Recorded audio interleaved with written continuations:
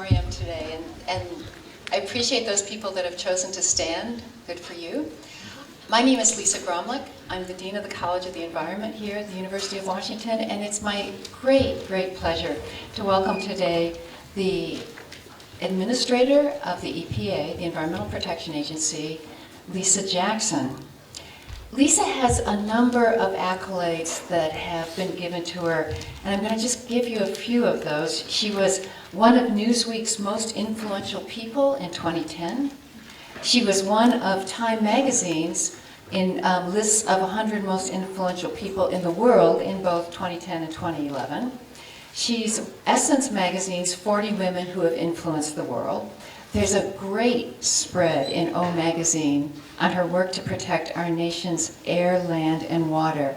And if you haven't seen it, tonight you've got to Google her appearance on Jon Stewart's Daily Show, where I think she showed us all what an administrator can do with a certain amount of talent and panache. One of the things I appreciate about Administrator Jackson is that she comes to work in this area of the environment out of a deep conviction that things need to change. She became interested in environmental matters following the coverage of the Love Canal disaster. And she went after what to do about that by becoming an expert. She has a bachelor's and master's in chemical engineering from Tulane and Princeton, respectively. She holds an honorary doctorate from Florida A&M University and an honorary law degree from Pace Law School. And she spent her early career in EPA's Region 2 New York's office as an engineer. She moved to the New Jersey Department of Environmental Protection in 2002 to become the commissioner in 2006. That was brief because she was appointed by President Obama to head the EPA shortly thereafter. So while there, she leads an 18,000-person agency responsible for safeguarding human health and the environment. One of the things that we've already had some wonderful conversations with Administrator Jackson about have been the issues about the environment, green tech, jobs, and particularly what it means to be in an environmental protection agency in an urban environment. I'm sure she'll have more to say on that, and so with this I want to welcome Administrator Lisa Jackson.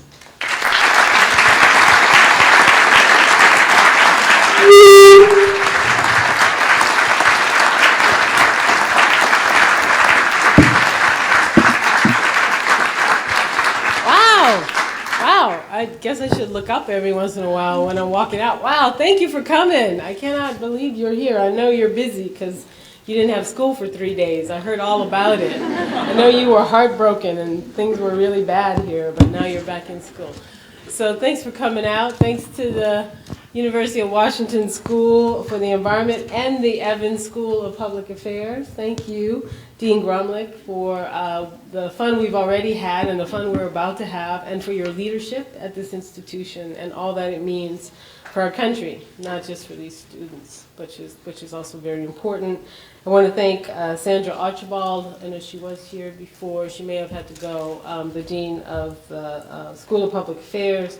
I have to say a special hello to Dennis McLaren. Stand up and say hi to everyone. Dennis is no stranger to folks who've been working in the space of environment and sustainability and renewables at the city and county level, but now he runs our office here in Seattle. Hint, hint, if you need an internship. But he's also, mob him, not me, but he's also, I think, just a wonderful example of the importance of EPA more and more often getting involved at the local level and reaching across jurisdictions to be helpful to folks who are doing wonderful things, and that's all of you. And then I have to say hi to Ted Sturdivant, who is here from still Department of the Ecology, right? Haven't changed your name, love that name. You're like alone in the country with that cool name. So thank you for coming.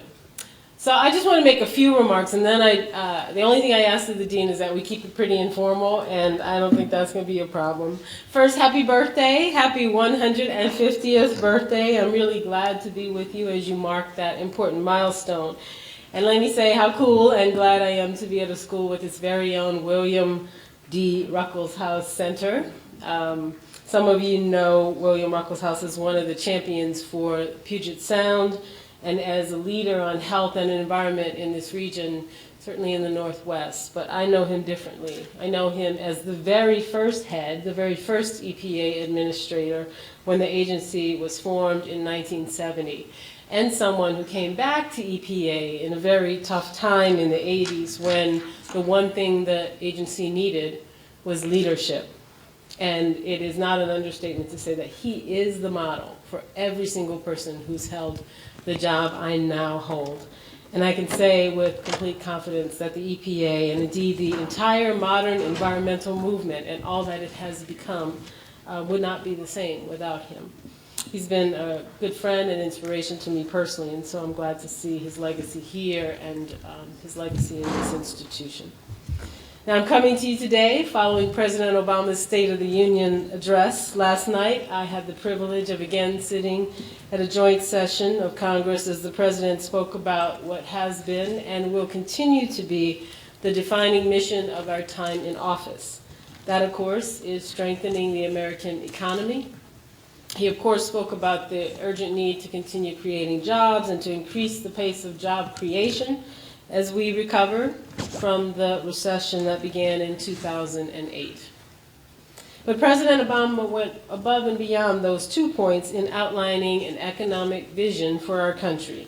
What the President provided last night, for those of you who just might not have had the chance to see him, was the blueprint for an economy that's built to last.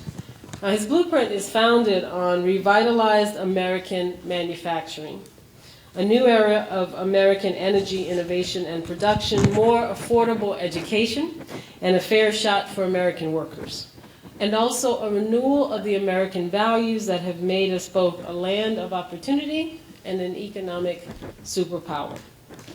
The central mission that we have, and his focus as president, is to build or rebuild a country and an economy where everyone gets a fair shot, everyone does their fair share, everyone plays by the same rules. Unfortunately, we have moved away from those fundamental values in the way our economy has worked. For years, economic security for the average American family and the American middle class in particular has been eroding. Long before this current recession, good jobs in manufacturing began to leave our shores. Hard work stopped paying off for too many Americans. Wages stayed relatively flat while the cost of everything, from school to housing to medicine, have gone up. We have come to what the President called last night a make or break moment for the middle class and those trying to reach it. What is at stake is the basic American promise. The promise that if you work hard, you can do well enough to raise a family, own a home, and put a little something away for retirement. Since the day he took office, President Obama has been clear that we need to do more to create jobs and foster economic growth. Under his leadership, and thanks to actions taken by this administration, the economy is indeed growing again. The U.S. has added a total of 3.2 million private sector jobs over the last 22 months. American manufacturing is creating jobs for the first time since the late 1990s, and the American auto industry is coming back, while developing fuel-efficient vehicles that save us all money and cut pollution from our skies. We've also agreed to cut the deficit by more than $2 trillion, and the President signed into law rules that hold Wall Street accountable. Good start. And we have to ensure that we keep moving ahead. What we cannot do is go back to an economy that's based on outsourcing, or bad debt, or phony financial profits. To get us on the right track, last night the President announced 4 planks and pillars to his vision. I want to talk about each of them today because I think they're so important for you as students. The first is American manufacturing. President Obama laid out proposals for how we bring about a new era of American manufacturing, one where our facilities are more efficient than any others in the world, where American companies have incentives to keep jobs here on our shores and make products stamped made in the USA. He also talked about American energy. The President wants to move our nation into a new era for American energy, where our economy is powered by homegrown and alternative energy, sources that will be designed and produced by American workers. This is much more than solar panels or increased use of cleaner natural gas, both certainly important. One good example is our work with the auto industry to make our vehicles in this country much more efficient. Last year, the EPA took part in setting clear national standards for fuel economy in American cars and trucks. That effort will cut our oil consumption by billions of barrels. It will save American auto purchasers and drivers trillions of dollars. It will keep pollution out of our skies and save money. That change, though, sparked innovation in an entire industry sector. The auto industry is booming, from developing components to innovators making advanced batteries. In North Carolina, an advanced battery company called CellGuard recently hired 200 employees and is adding 250 more. They are one of many companies operating in the U.S. that have dramatically increased our global market share for advanced batteries. Another example is the company Alcoa, not exactly a new company, but Alcoa has announced that they'll invest $300 million in an aluminum facility in Davenport, Iowa, to meet anticipated demand for their aluminum, because it's light and durable, from the auto industry. Their investment creates a couple hundred jobs. I saw yet another example, though, this morning at a local company called Energy2. They're working on innovations in energy storage that will have applications in many industries. Some of you might know them. They call themselves a spin-off of the work done right here at this university.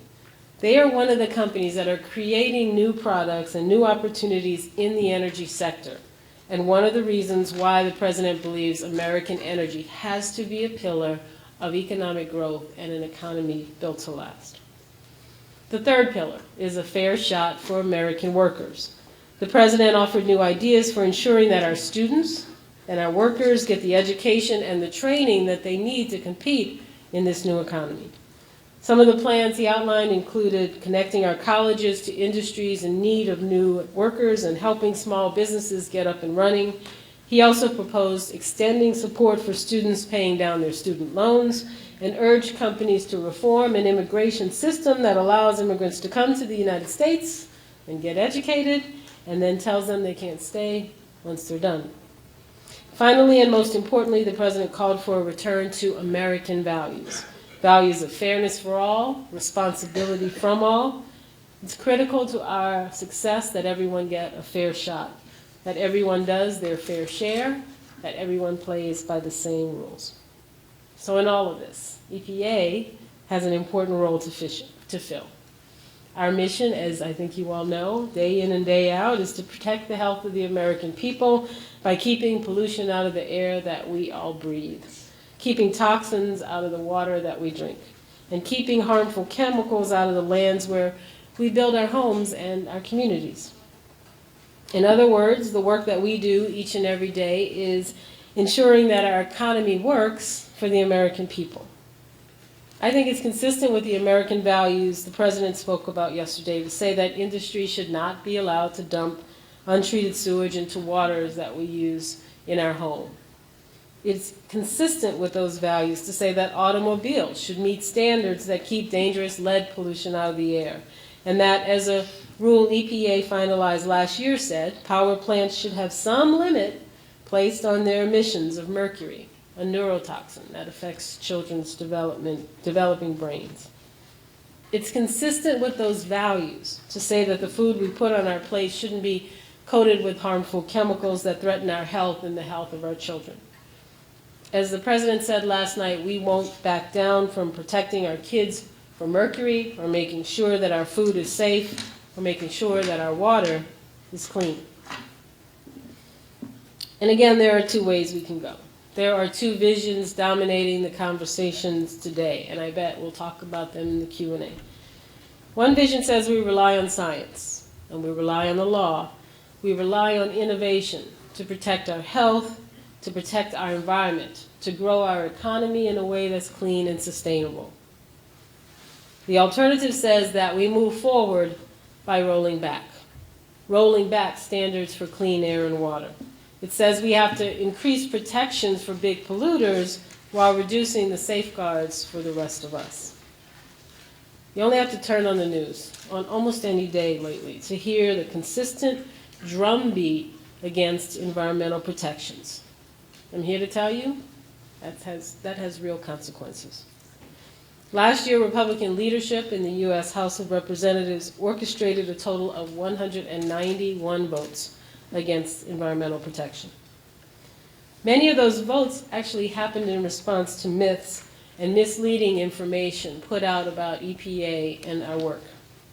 To give one example, there was an assertion made by lobbying and industry groups that EPA is putting forth a train wreck of regulations that will hobble our economy. Train wreck. That claim has been repeated in news outlets. I've heard it many times. It's been repeated on the floor of Congress. In fact, one of the bills that restricts clean air protections was named the Train Act. The claim is founded on an American Legislative Executive Council report. One problem, the report details regulations that EPA never actually proposed. The fact is we cannot create an economy that is built to last by putting our nation into a race to the bottom, a race for the weakest health protections and the most loopholes in our environmental policies. For those of you born after 1970, it would be the first time in your lives that the health and environmental protections you grew up with and hopefully took for granted are not steadily improved, but deliberately weakened. The result will be, without doubt, more asthma, more respiratory illness, more premature deaths. What won't happen is any clear path to new jobs. No credible economist links our current economic crisis or any crisis that this country has faced to clean air and clean water standards. In fact, our experience is actually just the opposite. Americans have seen 200% growth in GDP over the 41 years of EPA's existence. After all that time and all that growth, it is clear that, as the President said, we can have a clean environment and a growing economy at the same time.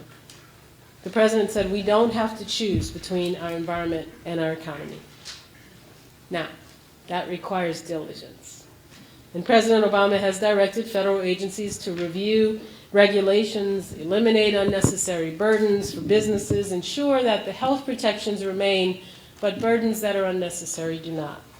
I think that's a great idea. But as you can also see, if you heard his speech last night, that is not the beginning and end of a jobs plan. We need proactive measures to insource jobs in our country, aggressive steps to strengthen our manufacturing sector, new ideas to make sure our workers have a fair shot, and strong support for innovations that will move us to American energy. I'm very proud to serve a president who has said that we can't wait on these issues. I'm very proud to serve a president who has come to EPA and said that the health protections that we stand for are vital to the American people, and that the choice between our environment and our economy is indeed a false choice. I'm very proud to serve in an administration that is committed to building our country and our economy to last. As President Obama said, no challenge is more urgent, no debate is more important. We can settle for a country where a shrinking number of people do really well, while most Americans barely get by. Or we can build a nation where everyone gets a fair shot, everyone does a fair share, everyone plays by the same rules. Make or break moment for the middle class, he said. We have great opportunities to serve the American people and to serve our future. A strategy to grow our economy by just doing less is a challenge that we all face, and it is not how we meet the needs of the people that we serve. I'm here today because so much of what the President talked about and so much of what is at stake will shape your future. And you have the power to influence the direction we go.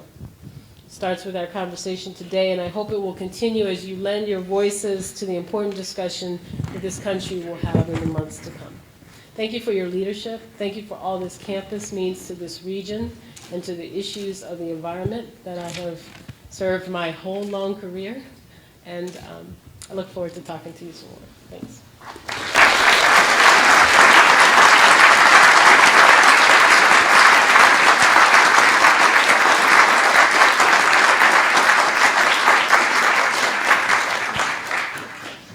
Thank you for your formal comments, Administrator Jackson, but now the fun begins. Yes.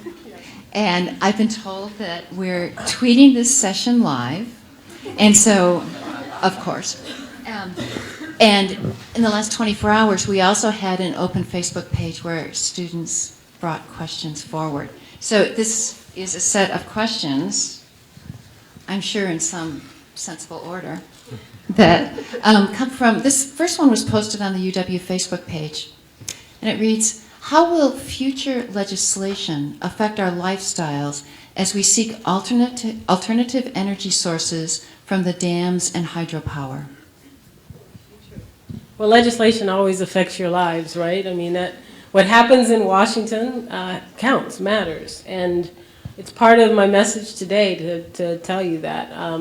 It actually pains me a little to have to say it because for the longest, the environment wasn't a particularly political issue. EPA came to be under a Republican president, Richard Nixon. We've gone up and down, but over time, I think it's fair to say that the issues we address have become more political and partisan than less, and I think that's damaging. So the first thing I would say from a legislative standpoint is that, as I said in my talk, those votes to roll back the Clean Air Act or the Clean Water Act matter. Why do they matter? Let's say you're really interested in sustainability and clean energy and you're way beyond worrying about what the standards are for clean air. Because those standards, you know, smart regulatory policy, smart standard setting, create a market for pollution control technologies and clean energy.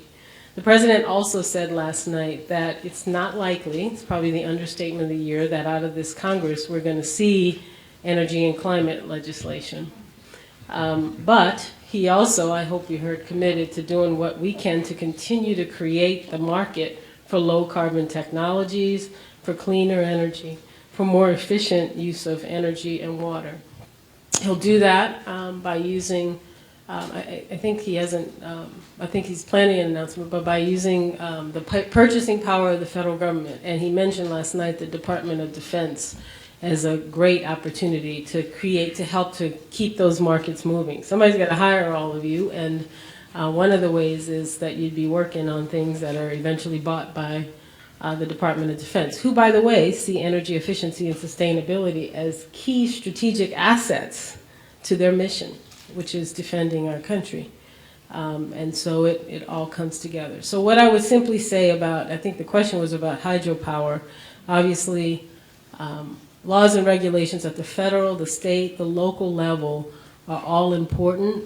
If there's one thing that the president's clear about, we need to, as much as possible, align standard setting so that we're not creating a maze that makes it hard for entrepreneurs and innovators to get things done while still respecting the need to protect our resources and protect communities. We do a lot of that at EPA as well, but I think it is extremely important that you realize that what might sound like a small rollback, oh, haven't we fixed that problem, can actually undermine our moving forward in much more innovative ways. Administrator Jackson, I can also attest to the fact that we just left a room of, what was that, about 40 small business and medium-sized business owners from the Northwest, all involved in green sectors of the economy.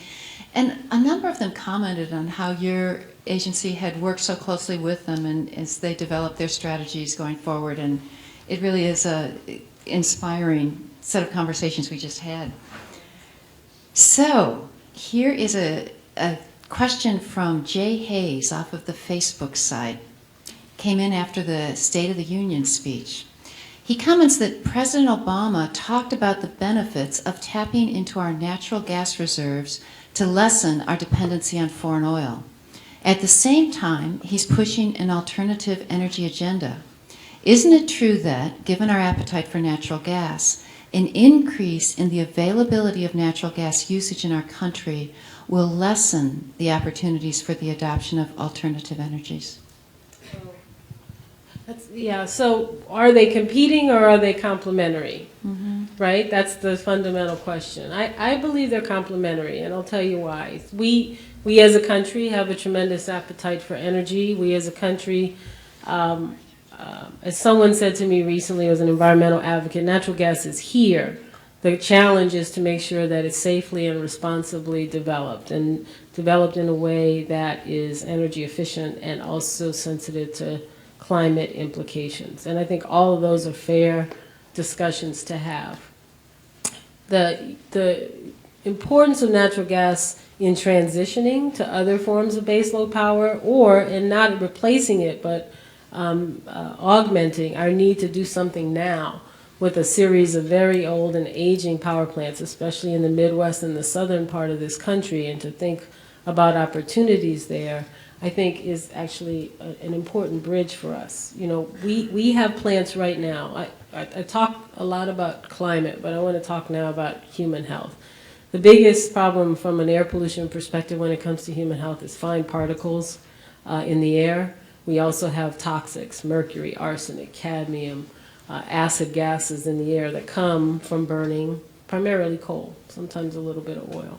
And we need to do something now because those human health threats are real. They're responsible for 10,000 premature deaths a year, for 130,000 asthma visits to hospitals a year. We've made progress, but we can make, there's progress to be made, especially in urban areas of our country and areas along the eastern seaboard.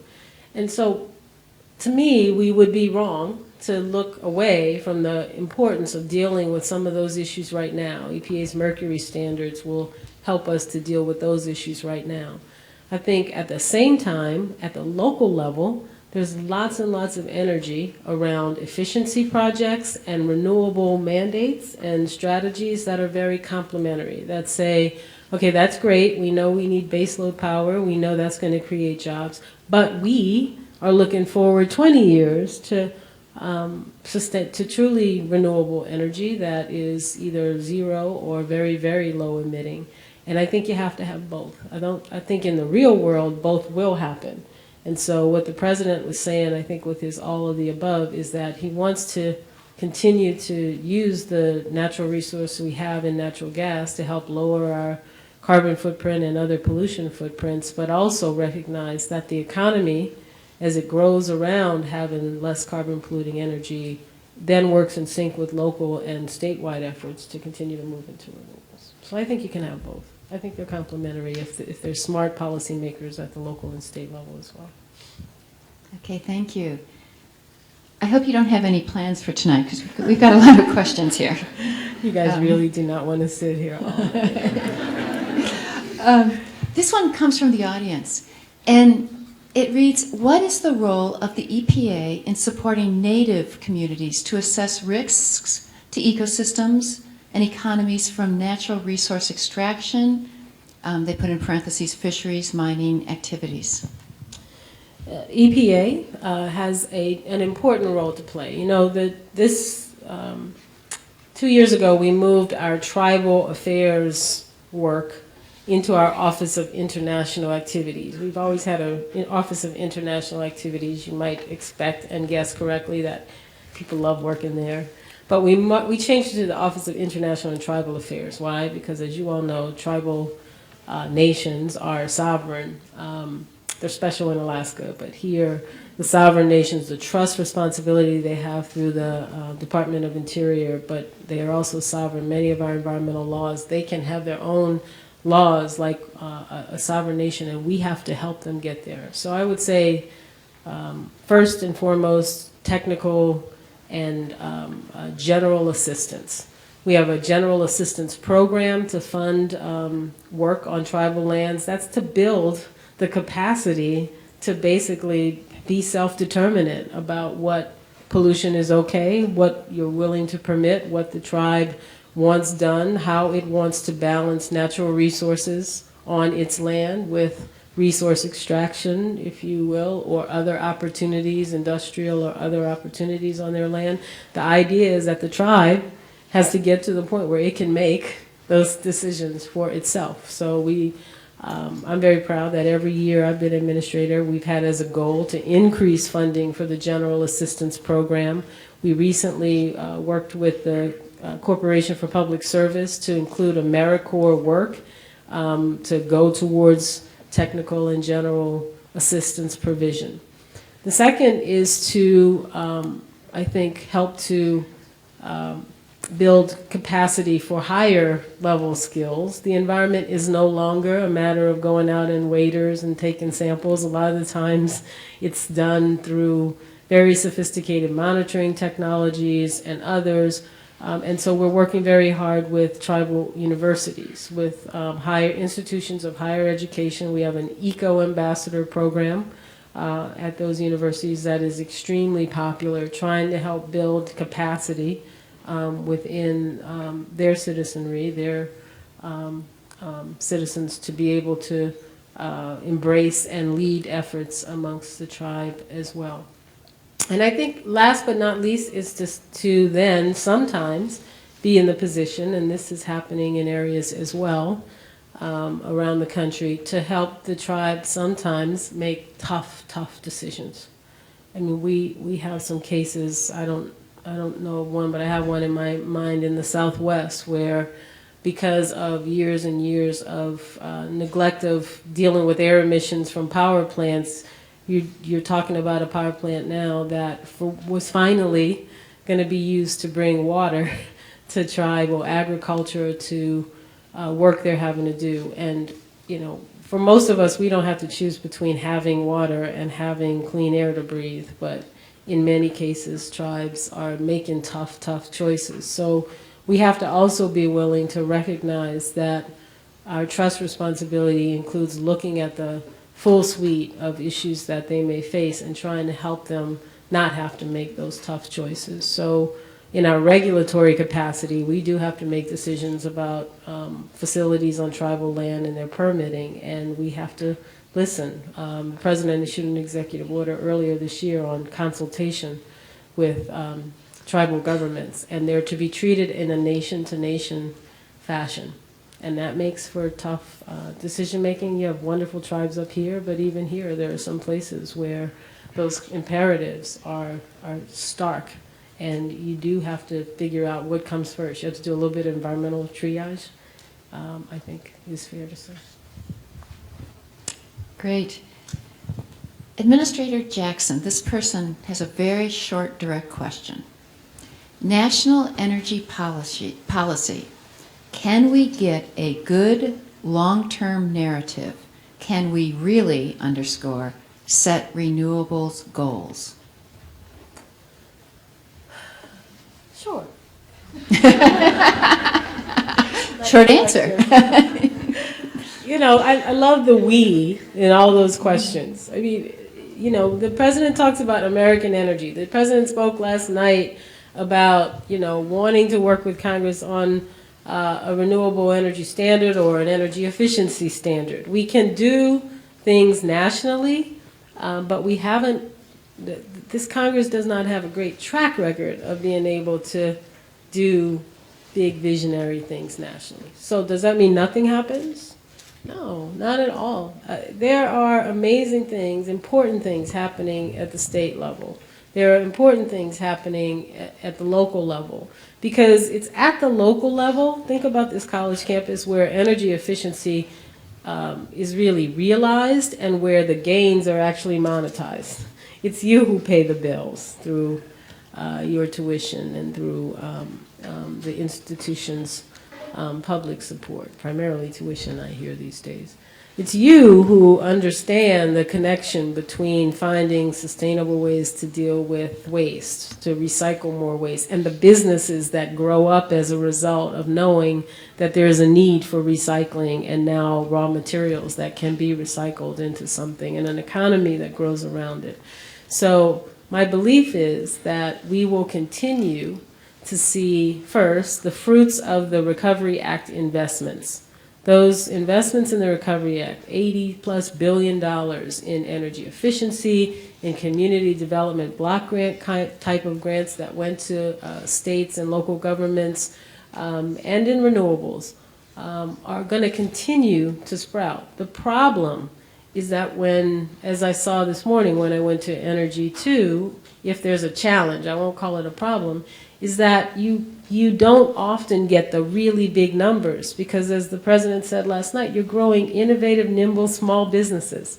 See, you're growing jobs at the 50s at a time, and the hundreds at a time, and then in the auto industry in the hundreds of thousands at a time when you look at what's happening there. But it's not the same story as just saying, as he also said last night, you know, you can grow 600,000 jobs if you safely and responsibly develop natural gas. So we have to make sure that although it's diffuse at the local level, we still keep that energy for renewables and for energy efficiency. And I think the Seattle metropolitan area and this county are doing wonders at exactly that in tough times. So let's pick up on this theme of jobs. And I'm going to guess pencils are going to come out and people are going to take notes on this one. The question from the audience, from Sarah in the audience, reads, what can University of Washington students do to better compete in the green jobs market? Well, the green jobs market is actually a lot of things in those three words. You know, what we see over and over again is that, again, green is not low-tech anymore, right? We often get accused as environmentalists of, oh, you want to take us back to the days when people walked everywhere and there were no cars. Not at all. We just want really, really light, really, really fuel-efficient vehicles, and we want no pollution coming out the tailpipe. Okay, what's wrong with that? And so you're going to need education that's as multidisciplinary and as world-focused as possible. You're in a wonderful institution for that because this is a world market for green energy and the clean, what some people call green growth and the green economy. And we do a lot of work with developing countries, and we know that in order to really be part of sort of this whole movement, you have to understand not just what's happening here, but what's happening around the world, and be very fluent in that. I also think that, again, I have two almost college students. They don't study harder. They might not make it to college, but you know, it's very important. There's two things. First off, it's very important that your voice be heard in terms of where you want to see your country go. It's yours. It's yours. We've had our shot. We're going to be handing it off as well we should. The environmental movement in general has always relied on young people. It's your self-interest. It's going to be yours. You should be determining what you want your communities and your country and your state and your local governments to prioritize. And I know from my own kids, even my son who says he wants to be an engineer, wants to do green tech because he truly believes that's where the fun is, that's where the opportunity is. No matter what he does, he's going to see his role in it differently. Now, I have to also say, when I say green tech, that does not mean you cannot work in a traditional industry, whatever it might be, and not be working on green tech. You have to take the ethics of sustainability, of lower energy use, of lower carbon footprint, of a low carbon economy, all the things you're learning about why those are win-win-win solutions for you, for our planet, for our country, for our economy, and bring them wherever you go, wherever your first job is. I don't want to name an industry because I know it seems like I'm being pejorative, but you can work anywhere in what might be considered a non-green industry and bring those values into that company. One of the biggest challenges we have is dealing with what I call old school thinking. Old school thinking is the environment is a box I need to check. It's going to cost me money. It's going to stop me from making more money. And gee, what a pain. It's just not that. In fact, if you think about sustainability and the larger issues of what your raw materials are, how you get them from waste because that's cheaper, what's going to happen to the waste that I make, and how much am I going to have to spend to get rid of that? What about energy? If you think about all those things up front, you're a very different CEO, and some of you will be that. That's what you can do. Take the values you're learning here, the things that drew you to this school and this campus, and bring them where you go next. Too often we all go to the thing where we feel comfortable. Go to the boardrooms and the jobs and the entry-level positions where you don't feel comfortable and bring those things in. I know things are going to change in that direction because I just know you are. because my kids wouldn't have it any other way. They're not going to be the kind of folks who go into entry-level jobs and go, well, you know, to heck with the environment, to heck with it. That's just not who you guys are, for the most part. Some of you might be. I don't know you. What am I saying? So here's a question from the audience. It reads, in what areas is the EPA succeeding on implementing CO2 reduction policies the most? And how has the endangerment finding helped combat climate change? Well, everything we do, not everything, but the vast majority of what we do is being done under the existing authority of the United States Clean Air Act. A lot of that came into being in 1970 and then was updated in 1990. It hasn't been updated since, although the most recent attempts to update it might well be called rollbacks, right? That's what's happening just legislatively. So the endangerment finding, a finding of endangerment is a prerequisite to action on any pollution under the Clean Air Act. I am not a lawyer by training. But you can't, there's no pollution to be addressed if there's not a danger that's associated with it. All right? So finding that greenhouse gases endanger public health and welfare was a requirement in order to be able to use the authorities of the Clean Air Act to act on greenhouse gases, not just CO2, but greenhouse gases as a class. The first place, and many people still don't realize in this country, you hear about the horrible Armageddon that will come if EPA ever regulates greenhouse gases. We regulate it right now. We regulate greenhouse gas emissions from what we call mobile sources, vehicles. We regulate them from cars.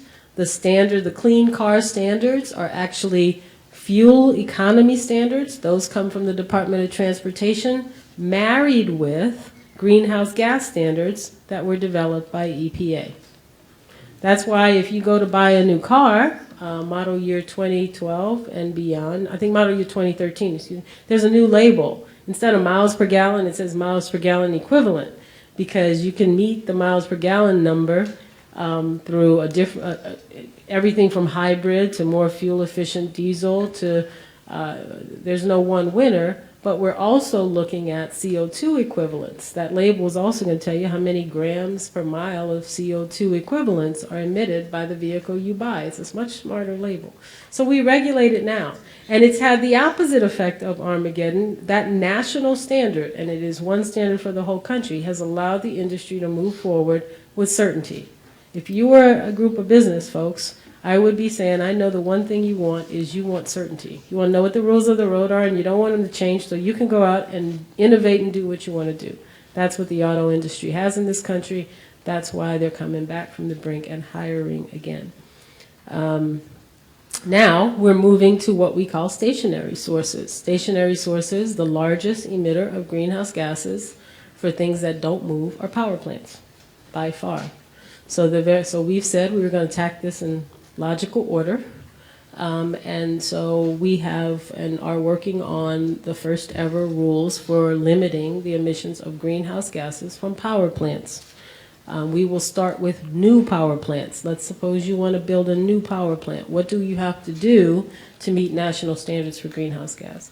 And then we're also going to be having some pretty robust discussion this year, followed up with regulations on the existing power fleet out there. Those will come out, the new standards will come out in the next month or so, and the existing ones will come out later in the year. So it all goes back to the endangerment finding.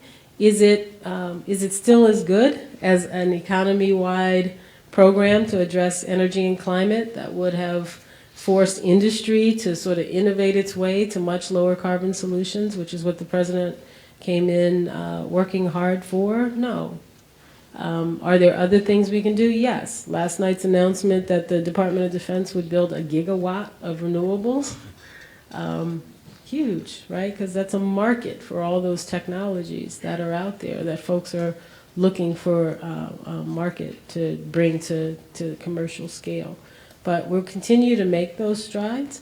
And hopefully that, combined again with local and state leadership and moving forward on these issues, means that we're not losing the race, which is a time race to try to stop our growth in CO2 emissions and curb it, and eventually bend that curve to decreasing our CO2 emissions. Administrator Jackson, I think you know what I'm about to say, which is that you're on a tight schedule and we just have a few more minutes, and I thought you might want to make a few comments and then we have to go to the next event. Oh, okay. All right. I'm sorry. I am too. I know. Well, we can do some Q&A back and forth if that's good from the Facebook perspective too. You know, I don't know, maybe I want to do one or two more questions because I don't really have any other things impassioned to ask or say. Do you have a few more? You know what? This One good one that will help us wind down. This will stretch us in a new area.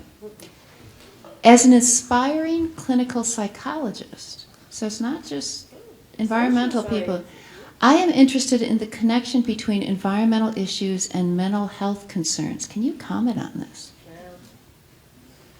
No.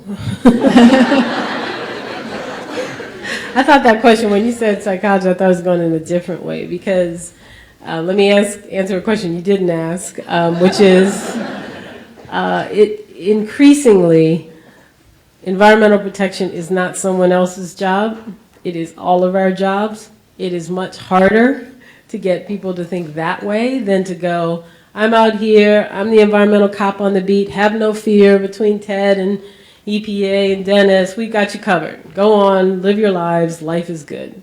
We're actually at the point where how you choose to live your life is going to be extremely determinant about what kind of planet we have, where you choose to live, what kind of automobile you choose to buy, where you eat, what you eat.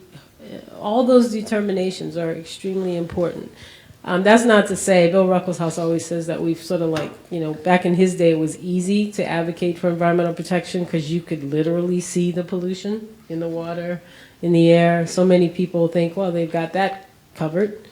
But now we're dealing with trying to make people understand how their habits might affect the Puget Sound, right, on a day-to-day basis, or how what you do right here might affect a child standing on a street corner in downtown Seattle waiting for a bus, those kind of issues. So it's a very different world. So psychologists and what I call sort of social sciences, I'm not sure if psychology is one of those, maybe it's not, I don't mean to insult, is very important. Getting us as Americans to think about what it means to be an American from the perspective of our natural and inherited environment is extremely important. And we are working to, wherever I go, a lot of times people of a certain generation will remind me of a commercial that came on in the 1970s.